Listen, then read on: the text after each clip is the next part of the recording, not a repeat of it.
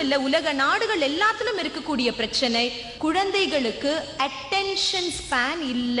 ஒரு 20-30 வருடங்களுக்கு முன்னாடி குழந்தைகள் பார்க்கக்கூடிய கார்ட்டூன்ஸ் ஸ்லோவா இருந்தது, அவ்வளவு கலர்ஸ் அதுல இல்ல.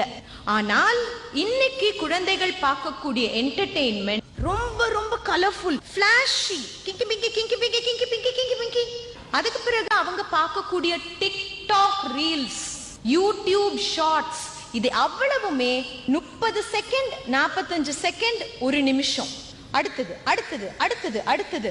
அப்ப இந்த மாதிரி அடுத்தது அடுத்தது அடுத்ததுன்னு பார்த்து பழகிய குழந்தைகளுக்கு அரை மணி நேரம் 40 நிமிடம் ஒரு வகுப்புல உட்கார முடியாது. உங்களால ஒரு நிமிஷத்துல பாடம் நடத்த முடியுமா?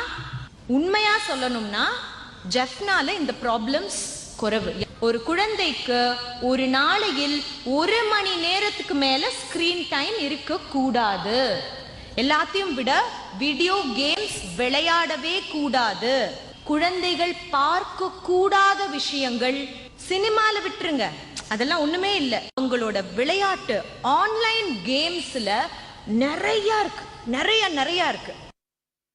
என் நாட்டுல என் குழந்தைகளுக்கு கிடைக்கிற எல்லா நன்மைகளும் ஸ்ரீலங்காவில் இருக்கிற எல்லா பிள்ளைகளுக்கும் கண்டிப்பா கிடைக்கணும்னு இந்தியா, இலங்கை போன்ற வளர்ந்துட்டு இருக்கிற நாடுகள்ல இருக்க குழந்தைகளுக்கும் சோஷியல் ஐசோலேஷன் அதிகரிச்சுக்கிட்டு வருது.